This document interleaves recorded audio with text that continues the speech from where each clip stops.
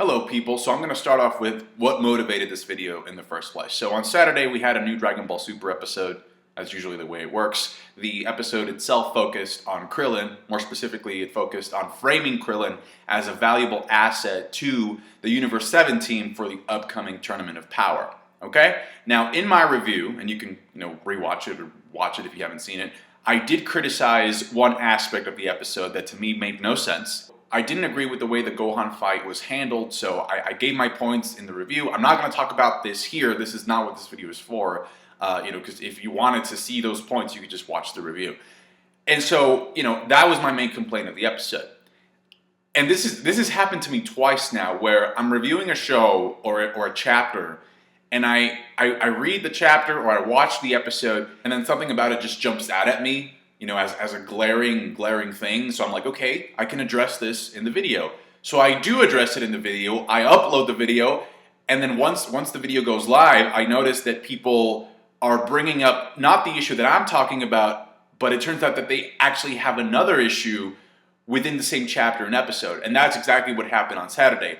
Now, I said this has happened to me twice. The first time it happened to me was when Kakashi was able to use Susanoo in Naruto. In case you don't know about Naruto, that's something that a lot of people hated. They called it an ass pull.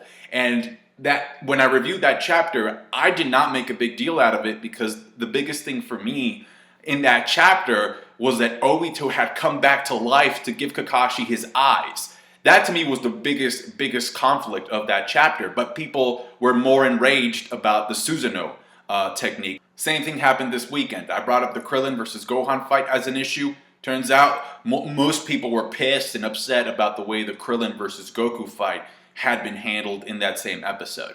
Now, most of the complaints revolving the Goku fight, there's different points that people are making, but for the most part, it has to do with people being upset about the inconsistency of Goku's power scale. So let me just give you the points, all right? And this is just based off of what I've seen and read. So complaint number one is that Krillin should not have been able to force Goku into Super Saiyan in that fight. All right. Now with that, I actually can dispute that. I can argue against that. And that's because a big chunk of this episode centers around sort of Krillin teaching Goku and Gohan that the tournament will have rules and you can use those rules to your advantage to push your opponent out of bounds. So in that fight, when Goku, when Krillin attacks Goku, and Goku's like, oh, you're going for an out of bounds. I'm going to go Super Saiyan so that you don't push me out of the platform. The whole point is to avoid getting pushed out of the platform. And people were saying, well, no, like Goku should have been able to tank the attack in base form. And that's a problem because nobody's really debating whether or not he should be able to tank an attack from Krillin in base form. Of course Goku should be able to tank an attack from Krillin in base form, all right? He should be able to do that. But that's not the problem. The problem is he could tank it, but by that point in time, he probably would have left the platform. He would have been pushed out. So why not use Super Saiyan? Complaint number two is that Goku should not have gone Super Saiyan Blue in the fight, especially because he still had Super Saiyan 2 and Super Saiyan 3 in reserve. So yeah, logic would dictate that you would go 2 and 3 before going Super Saiyan Blue. To me, and this is just the obvious reason for why this happened, it's fan service. The people in charge of the show were like, fuck it, just let him go Super Saiyan Blue. People love the blue aura, so I don't really have an issue with it. I just check it off as fan service. So me personally, I'm willing to give it a pass, and I'll explain why later on. But there are people who are not willing to give it a pass and actually have a problem with this whole fuck it type of mentality.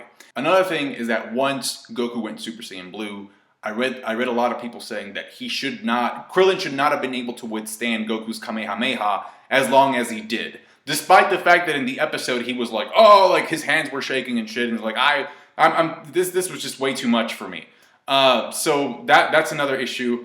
And then the final thing that people are bringing up, and I actually agree with this one, is that Goku should have been able to blitz Krillin almost immediately here. And the reason why I agree with this, is because in Battle of Gods, after Super Saiyan God runs out, Goku goes Super Saiyan, like normal Super Saiyan, and then Beerus and Goku make their way up to the atmosphere, and at that point they just start blitzing the shit out of each other. I mean, to the point where you only get to see the aftershock of what they're leaving behind, and people on Earth are watching, and Roshi actually has to, he takes off his glasses and he's like, wow, they're going at it so fast. Like, are you following this, Krillin? And you know what Krillin says? He says, and I quote, nope, totally lost.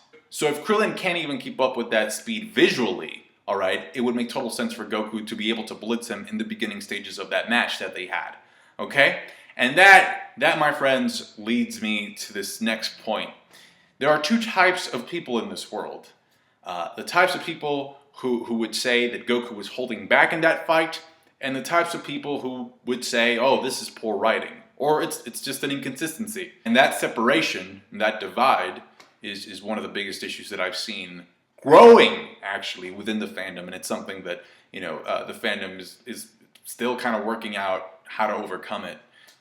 Will it be overcome? I don't know, but it is an issue, and I think it could have started before this point, but in terms of Dragon Ball Super, I think it started the moment where, like, Trunks used a YouTube video to use Mafuba, but mainly when he used the Genki Dama-like technique on Zamasu. Now me, personally, I don't have a problem with Trunks using the Genki Dama sword technique on Zamasu, and it's the exact same reason why I personally did not have a problem with the Goku versus Krillin fight, and that is context.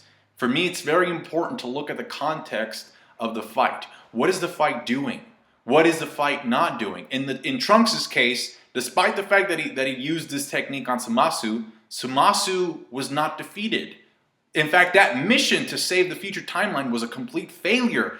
Everybody, with the exception of Trunks and Mai, ended up dying in that future timeline because Zeno had to show up to clean up that mess. Now, if Trunks had actually won that fight with that blow, it would have been a whole different story, in my opinion, all right? That would have changed my perspective. But for me, the ending, the final outcome of that arc, which was to say, well, you know, just things didn't work out the way we wanted to. Like, this really sucks. It is a loss. It's a loss. That ending, to me, supersedes any type of technicalities that went into the fight or any type of inconsistency. But that's to me. And I understand why people would still have a problem with that. So I get it, you know, and that's okay. With the Goku versus Krillin fight, the context, or at least to me what is more important out of that fight is it's the fact that the show is finally taking the time to address something that I think has been neglected and ignored for a very long time, and that's just a recognition of the bond between Goku and Krillin, who were, you know, friends from very early on in the series, and just the amount of respect that they have for each other, maybe not even as fighters, but just as fucking people. That to me overpowers the technicalities of the fight. Again, I understand why it wouldn't for a lot of you. I get that. And the emotional aspect that was part of this fight was not a part of the Gohan versus Krillin fight. So that's why the Gohan scene didn't work for me. Because that was a fight that was just based on technicality itself. The Goku thing was more emotional. There was more depth to that. There was a bigger subtext to that fight. Now that being said, all right, and this is something that, you know, we're going to have to come to terms with eventually. And you'll have to admit it at some point, because if people were making a big deal out of like Krillin, we're probably going to have some things pop up with Tenshin Han and with Roshi once they get incorporated into the roster. And there's a very simple reason for that. And that's the fact that, you know, once DBZ got up and running, you know, maybe not initially, but eventually, a lot of these side characters got neglected. They just weren't paid enough attention. They kind of like, you know, drifted into the sidelines.